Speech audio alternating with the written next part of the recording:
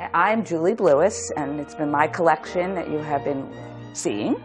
And the focus, what started me, what is my passion, what I care the most about, honestly, is the German character dolls. I love the French and the Japanese, but my heart will always belong with the German character dolls. So I kept that section for me. Also, for a little background, I have been collecting for 30 years. I actually started out with some Madame Alexander dolls, which I think are beautiful, and they were great dolls in the 1950s. But then I came to realize that they had same faces, Margaret or Maggie faces. And I wanted more variation, and that's when I started to really focus on faces, which is where the character dolls came from. And from there, I ended up where I'm most comfortable and happiest, which is the antique dolls, and in particular, the German character dolls, which is my great love. And the period of time that is the pinnacle of the German character movement began with 1908, which is the red letter year for anyone who cares about character dolls, because it was an exhibit at the Munich branch of the Hermann-Tits department store. And they decided to get new interest in dolls because it had gotten sort of stayed and seeing the same gold dolly-faced dolls. So they wanted to introduce dolls and have a contest. You could not be a doll manufacturer. You had to be new to dolls. So they got artists who came in and did this. And they were to submit dolls that they thought would look like children of the street. They did not want idealized dolls. They wanted very realistic children. And this had made a huge sensation at the time. And most of the dolls that caused this sensation were what we now call as Munich Art Dolls, because this was a Munich-based department store. And it was done by Marion Kolitz. And she had a number of artists who worked for her, and she was an artist. And these are not bisque. These are what we would call a heavy composition. They are sometimes called papier-mâché / composition. They're heavily painted. Each one is hand-painted, has very different personalities. You'll see them on this shelf and this shelf. You will also notice a couple of different artists contributed to the work. The big dolls in the back have what we would call, well, first of all, let me make one exception. This doll is not, in fact, she's an imposter. She's pretending she's German, but she's actually French. And we don't know very much about her, just that she has a very similar look to the Munich art. So she has gotten along very well with the other girls, so she's been placed here. But this is a Munich art, and everybody else on this shelf are Munich art. And these are highly character ones, where dolls like this one and this one have the more standard sweet face. But each one of them is like a painting in itself. They're just all hand done, and they are just magnificent. And they're also supposed to have regional clothes or street clothes, as you could see in both sets of dolls. They were a wonderful avenue for allowing artists to finally express themselves, to let loose and do something really creative in the field of dolls. And as I said, this caused a huge sensation, and it was something new and exciting. And of course, this did not go unnoticed by the doll manufacturers, who, though, did not compete in this. They saw and heard the response to it, and so this began their coming forth with their own bisque variations of these character dolls. And that is why 1908 is considered the beginning of the character doll movement in Germany. Just to put a little asterisk on it, this is not to say that character faces did not show up before, because we've actually seen some Steiners and some Jameaus with the character dolls. And so it had been around earlier. The curated Bebes, some of them have what I would also consider character faces, but for the Germans, this was the time, and this is where it really took off. The dolls that are above on both sides are by Dressel, and they are similar to the Munich arts in some respect, but they are not quite the artistic level of them. But it's very similar, and they're sort of more of a hard shell. You could sort of hear a sort of like almost a crackling sound that you don't hear as much on this. This is more dense, more of a composition, but they're similar, so that is why I've exhibited them together. From the first German manufacturer to respond to this character doll movement was Kimura and Reinhardt, which is where we're going to go next and center on. But before we leave this room, I'll just give you a brief introduction to who else is here who came into the character doll movement.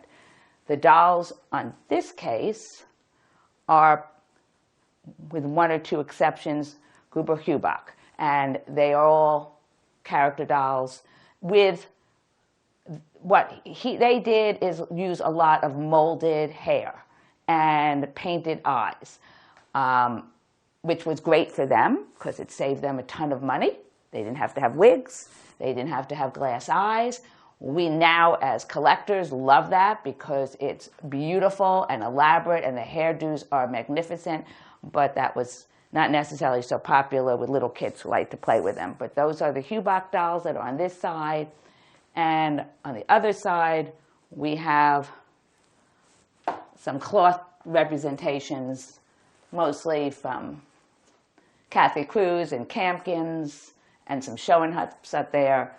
But we're really going to travel upstairs and get back into Germany and the porcelain manufacturers. Okay. As I mentioned, the first commercial company to jump on the wagon of the character doll movement was Kimura and Reinhardt. They are one of my favorite German doll companies, and they have a combination that made them so great of the creativity of the sculptor Ernest Kimura and the businessman Franz Reinhardt. And they had the great idea to search out talent before they had their sculpts done and their dolls made. And they found wonderfully talented Berlin artist, Professor Lewin Funk, who started the K-Star movement with this bronze bust that you're looking at now of what became the 100 doll. What I focus on is the more unusual variations. So these four have, well, they're three in color. One of them is very, very dark black and so different looking. I mean, these are the same mold, and yet they look incredibly different. You have the very, very dark black. Then you have the lighter brown skin with a painted hair and painted eyes, followed by another 100 in the brown coloring, but with glass eyes and wigged. And then next to him is even a celluloid version of the 100 Kaiser baby. So all four of these. You can also find the 100 as a toddler, not necessarily on a baby body. Either way is correct, either as a toddler or as a baby. Personally, if I must make a confession, I'm not a huge fan of baby dolls, but these are so important to the character doll movement that you really can't be a serious character doll collector and not have a couple of good examples of the 100 doll. Okay, I am holding up the bronze next to what became the bisque, one of the bisque variations of this mold, of this sculpture, I should really say, and when it became the 100 mold. So you could see how they have this resemblance and how this became the foundation for this doll. This lineup that you're going to see now is my Kimura and Reinhardt 100 series, taking it from the 100s that you saw, and now beginning with 101 through to 114. 101 is known as Marie or Peter. It can come glass eyes, as you can see in the first version. It could come just looking like that glass-eyed one, but with painted eye. Then it could come Peter, that is next to her, is a brown version, which is much rarer. Glass eyes is definitely rarer than painted eyes, and a brown version of a 101 is certainly even rarer than the glass eye. and that is a very large, so that's a really nice size Peter in black 101. And next to him is an extremely rare edition. It is both glass-eyed and brown version of Marie in an ethnic outfit. She's small. I actually prefer character dolls to be as big as I can because you get them more character to pop from their faces. The features are more pronounced, so most character collectors love them really as big as I could get them, but I could never find another version like that, so I'm thrilled to have her in my collection.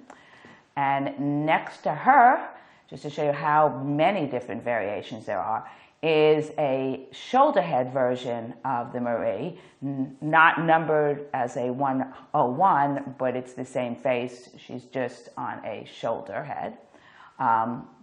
It's rare, but less desirable, as collectors prefer the ball-jointed bodies, as do I. And then when you have the flocked hair, which is the last young man, it gets an X on it. It becomes a 101X, and that is a flocked hair variation of the dolls. So the 101 was very popular. It was popular with collectors and children at the time they were introduced, and they remain extremely popular today. What is nice is that you can find them, and they are reasonably priced for what they are, and they certainly have come down in years, and they're just beautiful dolls. And you could see how artistically sculpted they are, and like real children. And they're just beautiful, beautiful dolls that really anybody could put in their collection and just enjoy. In some respects, even though the glass eye are rarer and are therefore more expensive, because that always dictates pricing, the painted eye artistically are just so beautifully done that in many respects they are even more desirable for their artistic and the expression that they can give off with that painting. Okay, this is an example of the K-Star R102 that we know as Call with the molded hair. Call came in as a 102 in two sizes, a smaller 12-inch size and a nicer, bigger size, it's 21 inches, which unfortunately I do not have an example of in my collection. I do have an example that is not here right now of the Call with a shoulder head, which I have never seen before, with a slightly turned head. There's even a Munich Art type variation on this 102 that we think was a prototype, but he has recently visited UFDC and hasn't traveled home yet. But this is the 102 that is very coveted by collectors and is much harder to find than the 101 and has just lovely modeling and just lovely gentle expression. Okay, the next doll that we're looking at is the 103. She only comes in this size. She only comes with this painted eyes. She is very, very difficult to find.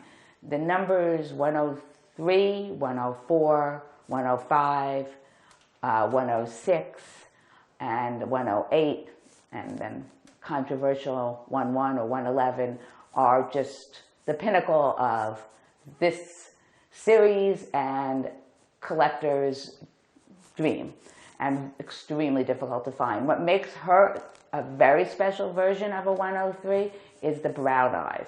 The other dolls that are known, I believe, all have blue eyes. She's a little taller too. Most of the time they're about 21, 22 inches, and she actually looks to be about 22.5 inches. But again, you can see the beautiful modeling and expression, and she's just one of my favorite dolls. I just love her. Next to her are brother and sister because they are both modeled 104. They have much more modeling. They have dimples, they have the little teeth, a slight smile, and these are both very rare dolls. They generally just come in this size, and they're really hard to find, and also very coveted like the 103. Unfortunately, I can't show you 105 because there's not one here. So if anybody has one that they're ready to sell, let me know. But next to him is a 106, a sort of in a Russian outfit, He's also one of the very rare numbers that continues. So these 4 dolls that you're looking at now are really known and coveted as among the hardest dolls to find in character dolls. And it took me a very long time to accumulate these dolls. And I love having them, and I love what they represent. The interesting side story on all these dolls is when the character doll movement started to wane and kids lost interest in them, because the problem is that they have such expression that they weren't lending themselves to play as much as the dolly face dolls, and they were more of interest to the adults than the children. And there were a lot of dolls that were left unsold in the warehouses, and they destroyed them. So that makes these dolls so hard to find, is whatever inventory they still had that went unsold for lack of popularity as the very short period of character doll movement started to wane, were just destroyed. Okay. This doll is positively done by Kimura and Reinhardt, but it's just marked a 1-1. It has been hypothesized that this is probably representing the 111 in the series. No 110 has been discovered. She is also the only one that has been found at this point. She is actually, don't tell the other dolls, but my favorite of the series. I just love this face, and I just think she's just amazing. And you could tell that there's a definite family resemblance to those other dolls. So even though she's not having the K*R mark that you could see on the back of the other heads, all the doll experts that I have consulted with and everyone who's seen it is very confident that she's put out by Kimura and Reinhardt. And I'm thinking that she might be that part of the series. The next 3 dolls are the 114, known as Gretchen. So like the 101, it can be found with a certain amount of frequency, and it is a fabulous doll and something that really everyone can add to their collection. I have here 3 variations of the Gretchen doll. There's a glass side, which is the first doll that you see, and then there is the really rare version that is black and also really large sides for a black doll, and then the painted eye 114. And even though, like I said with the 101, the glass side is rarer and probably more expensive, I think that the 114 is probably closer to what the sculptor had in mind, because it gives out so much more emotion with the Intaglio eye paintings. And the black doll is just an amazing rendition. It is like the 101 black doll, though. It is really the white doll in brown bisque. It's not characterized to be an ethnic doll as much as just a colored bisque. But it's a wonderful doll, and I'm very thrilled to have it in my collection. So from the Kimura and Reinhardt series of dolls, we're going to go to another one of my favorites, which is Simon and Halbig and their series of dolls, which, unlike this series that is all children, Simon and Halbig has a lot of adult dolls, which is a very different format. They were also suspected that they were actually the ones who manufactured the doll heads that you're seeing in Kimura and Reinhardt, and that the Kimura and Reinhardt designed them and had them, in fact, assembled. And they were sent out and probably manufactured by Simon Halbig, where we are going next, who were founded in 1869 by Carl Halbig and Wilhelm Simon. And they are credited with making the bisque heads for many of the other companies, such as K*R, COD, Von Schmidt. And focus over here is what we call the 1300 series. And as I explained, we're going to see much more adult or older looking children, sometimes adults, much more mature. And it has incredible variations that you will often see in the same Knoll number. In the top shelf, you see a 1301 black doll next to a 1302. They are very similar in looks, but they're different mold numbers, but the difference in just the coloring make them phenomenally different. The black, both are very, very rare dolls to find, and they have a wonderful, serene presence. And this is just a very sophisticated collection that you can easily add and find some great additions. Next to them is a Spanish doll, and she's a 1307, of which you'll see more variations on it that's here. And you'll notice how different a 1307 can look if it's supposed to have this light tinting and this dress in this senorita. She looks really different than some of her 1307 sisters and brothers that you'll see. In the next row down, you're going to see the dolls with those huge noses that we're saying are like Polichinelles. I've seen them dressed as witches, but really they were meant to be the classic French Polichinelle, and they're the 1305 series, 1305 mold in this series. And you cannot confuse that face. It could be nothing else. Next to them in the clown is a 1304. A clown could be painted with many different variations on the white paint, different circles, triangles, all kinds of paint variations on it, which makes him very different than the other. Behind him is another 1303, the white clown. He has no painting on him and almost looks like a much older clown, not really as young as the 1304 clown. And the 1303 is a frequently found mold number in this series. And then when we go down below, you'll see some more 1303s. The Indian over here at the end is a 1303. Again, so different than the way the clown looks. And then the doll behind her is another 1303. And the lady doll that is in the middle is another 1303. And it almost looks like they're three different molds. They don't look at all related, yet they are the same mold number, just so differently painted that they make a completely different impression, which is just fascinating, which is why I have multiples of this mold number. The man with the mustache is a 1308, and his mustache is in fact molded on, and he has also appeared in a smaller size. He's very hard to find and obviously representing a much older adult. That's why this is really not so much a series for children dolls. It's more of an adult series of characters. Let's see, I'm going to step around. The large girl in the back with the elaborate dress with all the flowers is in fact another 1307. And this time it is so much more of a lady because she is on that body that gives her that distinct, obviously lady look.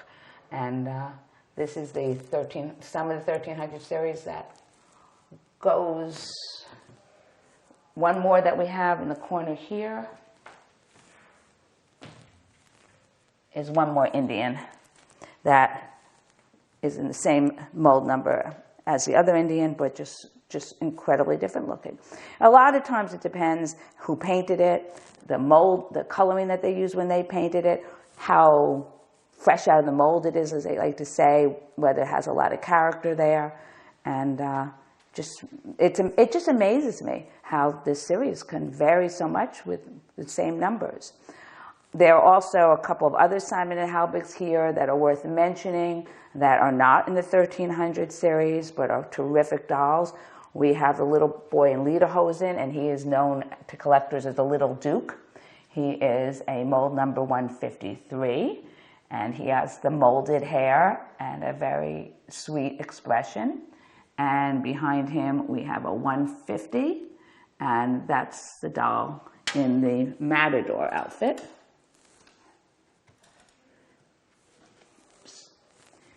And then this little girl over here is a Simon Halbig 1468.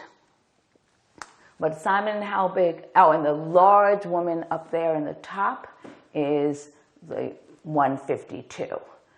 Again, mostly adults. So very, very different than what you saw in the K-Star R series, and a wonderful study and collection, and they're very fun to own, and they have just so much expression. But that also made them not appeal to children. So again, this had limited popularity. So when they're limited in popularity at the time they were made, that makes them hard to find today. And consequently, they're not going to be plentiful on the market. Okay, the last manufacturer that I'm going to talk about is the Armand-Marseille porcelain factory. That means that I'm not going to be talking about Kessner's and Hubach's that I touched on briefly, or introduce you to my Gliese, just because I'm focusing on just a couple of the manufacturers. And Armand-Marseille is one of my favorites. I actually think that their dolls artistically rival that of K-Star R, and they just have not gotten the same recognition. They were started by Armand-Marseille, and his family left Russia, and in 1889 he began this doll factory. And by 1893, his factory employed 250 workers to make doll heads, and by 1910, that number had increased to 800. So 800 doll heads were being manufactured on a daily basis. The factory produced millions of dolly-faced dolls, which we know as AM390s, AM370s, and these were basically all imported to America.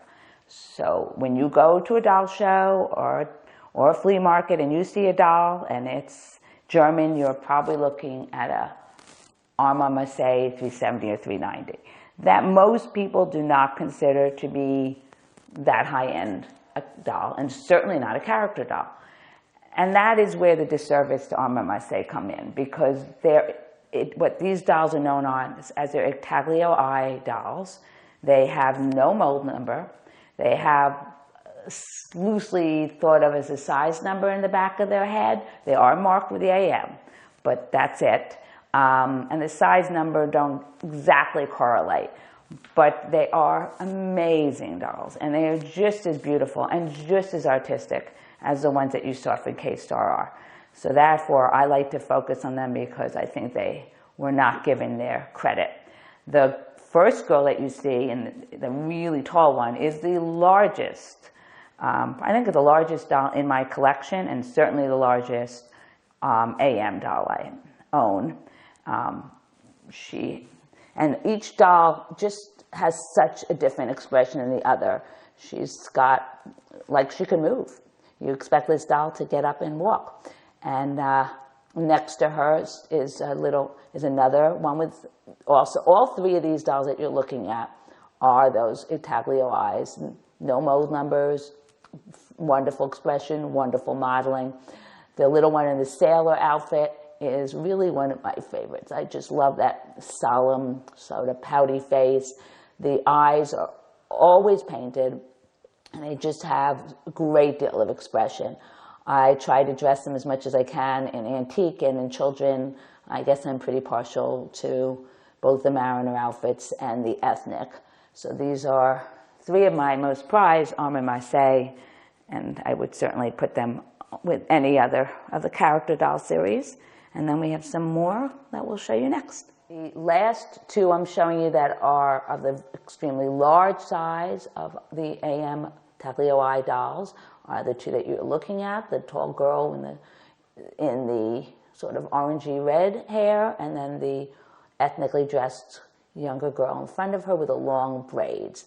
And you could see in these examples, you looked at 5 dolls, and each one of them has just a different expression. The one in the front, more of a squinty eye, more pronounced dimples. The other one, just a little more serene. So they all make a great statement. And I don't get bored of looking at those faces, which is what I love about them. Okay, this last grouping are the 6 more of the Taglio Eye dolls.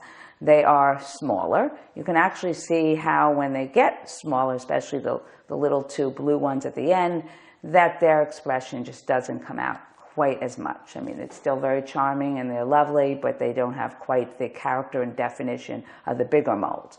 However, the ones standing do have more definition, especially like the one with the dimples in the corner there in the white mariner outfit.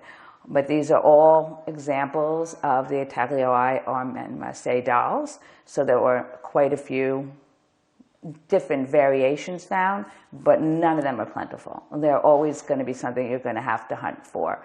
And the question had come up about when you accept a doll with damage. So I just want to address that a little bit. Everybody has to take their own stance on that. Personally, I will take a rare doll anytime that has some hairlines or some small damage because it's rare. And then I'll have it expertly restored, doing as little damage or little change as possible to the doll, try to bring it back to its original state. And then if a perfect example comes along, that would get swapped out. But if it never comes along, I'm very happy with what I have. Would I accept a common doll with damage? No, because you can get that doll. But if you have an opportunity to get something that's really rare and special, as long as the price reflects the damage that's there, I think that's great. I mean, I think it gives you an opportunity to have something really wonderful, and sometimes at a price that just becomes much more affordable. I mean, these dolls are old. I mean, we're talking about 100 years and plus. So you can't expect things to look like they just came out of the factory. It is, I think, our job to try and preserve them as much as we can. And I think it's also our job to bring them back into their original state as much as I can. I try to use antique clothes, antique wigs, socks, shoes, as much as I can, because I want them to be close to what they would have represented at the time. And I also think that that's what they look best in. Same thing with the wigs. You don't want to put in a nylon wig or an acrylic wig. You want an antique wig. You want something that is appropriate in style.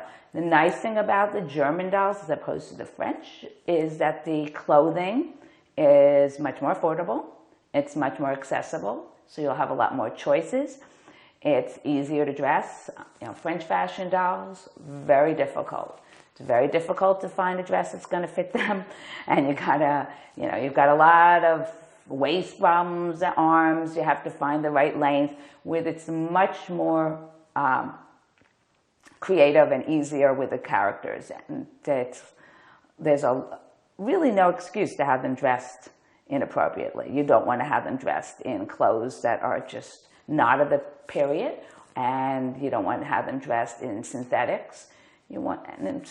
So you could find a doll that has a few issues and just make it into an incredible treasure. And you're doing a good thing for the doll and the future of doll collecting. So I hope you enjoyed this introduction into my collection, and especially what I feel the most passionate about, which are these character dolls. I mean, it is my personal favorite. And not everybody has different favorites, which is what makes doll collecting so much fun. My collection does not have much in the super early dolls. I don't have early woodens. I don't have early paper maches, wax dolls. That's not my focus. Because there are so many dolls, you just have to figure out what is your passion and just follow it. And for me, this is what it is that you have seen. So I hope you enjoyed it. Thank you.